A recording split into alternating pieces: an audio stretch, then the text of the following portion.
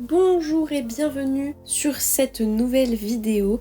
Ce mois-ci, on va parler de l'ancrage d'une planche de bande dessinée au numérique.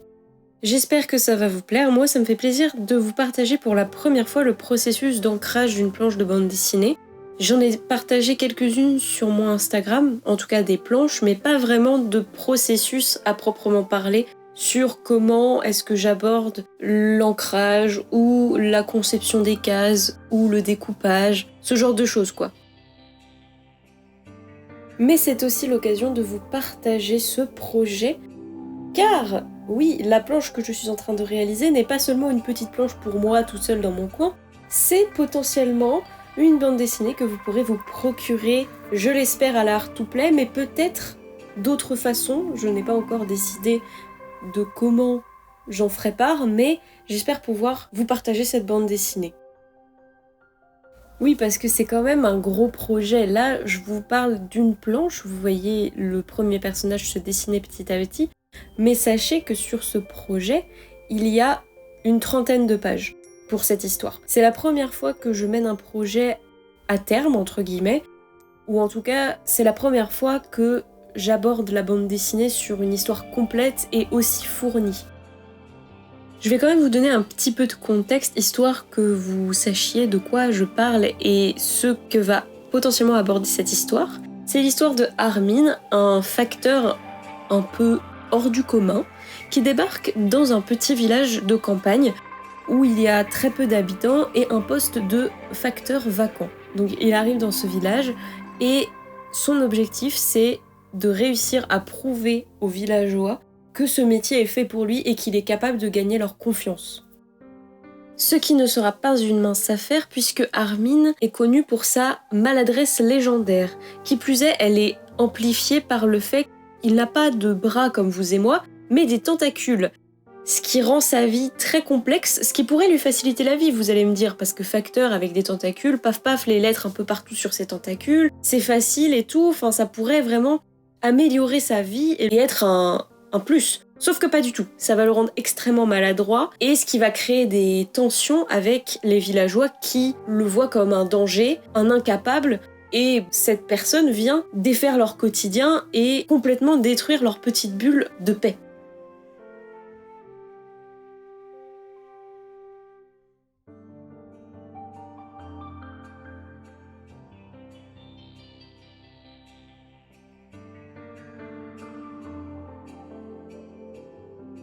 Donc pendant une trentaine de pages, vous allez découvrir Armin et sa maladresse, les villageois, et peut-être découvrir si enfin il arrive à acquérir leur confiance, si il arrive à leur prouver et à se prouver à lui-même qu'il est capable de faire ce métier et que c'est vraiment le métier qui l'anime depuis le début. Pour revenir un petit peu sur le dessin, là vous voyez du coup Armin, le personnage principal de notre histoire, qui est un jeune homme d'une vingtaine d'années environ. Et vous voyez du coup mon processus pour le dessiner. C'est un personnage que j'ai créé il y a longtemps et qui existe depuis bien 4 ans, je pense. Donc son design était plutôt facile pour moi à reprendre puisque je le connais bien, je l'ai déjà dessiné plusieurs fois. J'avais déjà fait des recherches sur sa tenue, sur sa coiffure, sur des styles graphiques qui pourraient convenir à cette bande dessinée. Cependant, je suis pas du tout partie sur le style graphique que j'avais abordé il y a quelques années, qui était plutôt traditionnel, au crayon de couleur avec des hachures, donc un style complètement différent de ce que vous voyez. Mais pourquoi avoir changé de style graphique ? Premièrement parce que le style que j'avais abordé il y a quelques années ne ressemble plus à ce que je fais maintenant, même si je pourrais réadapter les crayons de couleur avec un autre style graphique et donner un rendu différent. Ce serait pas le même dans tous les cas. Et deuxièmement, pour une raison pratique en fait, puisque pour le moment, je n'ai pas de scanner adapté pour scanner en fait mes planches au traditionnel sans griller complètement mes couleurs ou les abîmer ou donner un rendu qui ne soit pas à ma convenance en fait et qui ne ressemble pas au produit original on va dire. Donc je préfère aborder cette bande dessinée au digital parce qu'il y a moins de risques que à l'impression ce soit complètement différent de ce que j'avais conçu à la base. Il y a une marge de manœuvre, on va dire, un peu plus grande.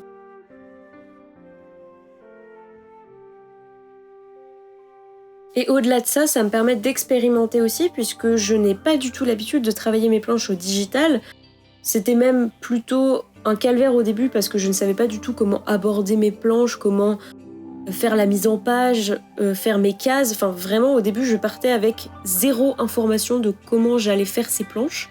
Et c'est l'occasion du coup d'expérimenter, de tester des nouveaux styles graphiques, de tester des nouveaux rendus avec mes brushes ou même des colos différentes. Là je suis en nuance de gris, donc c'est aussi l'occasion de tester les nuances de gris, comment je peux donner des informations avec ces nuances sans que ça devienne brouillon. Donc voilà, ça me permet vraiment de faire des découvertes, d'aborder la BD d'une façon différente, donc c'est aussi bénéfique.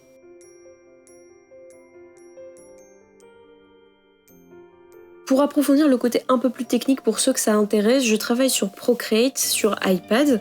La plupart des gens qui ont déjà utilisé cette application la reconnaîtront, mais pour ceux qui ne connaissent rien du tout à ce genre d'appli, voilà, vous avez la référence, vous savez. À part ça, j'ai décidé de ne pas faire de contours de cases au final parce que, de base, je suis pas fan des contours de cases, j'aime bien les BD qui respirent entre guillemets. J'aime bien qu'il y ait de l'espace autour des cases, entre guillemets, que les cases soient suggérées, mais pas forcément marquées. Donc j'ai décidé de mettre un fond à mes cases légèrement plus gris que le blanc du papier pour les discerner sans que ce soit hyper imposant. Pour le moment, j'ai pas fait de test d'impression, donc je vais voir ce que ça donne, peut-être que ça changera, mais pour le moment, je trouve que c'est une chouette idée. Après, c'est l'impression qui déterminera si ça restera comme ça ou pas.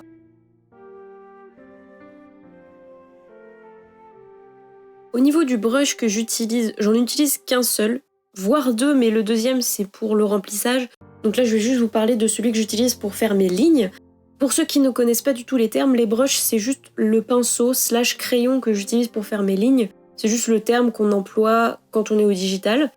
Le brush que j'utilise c'est les brushes de base de Procreate, c'est celui qui se nomme encre sèche. C'est l'un de mes préférés, voire celui que j'utilise le plus, parce qu'il a un genre de grain dans sa ligne et en plus il a cette faculté à faire des pleins et des déliés intéressants quand on appuie plus ou moins sur la mine de l'Apple Pencil.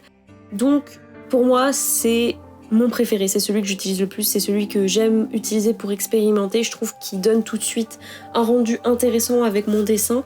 Après voilà, je pourrais en utiliser d'autres, faire des tests avec d'autres pour voir ce que ça donne, mais j'avoue qu'en ce moment c'est mon petit chouchou.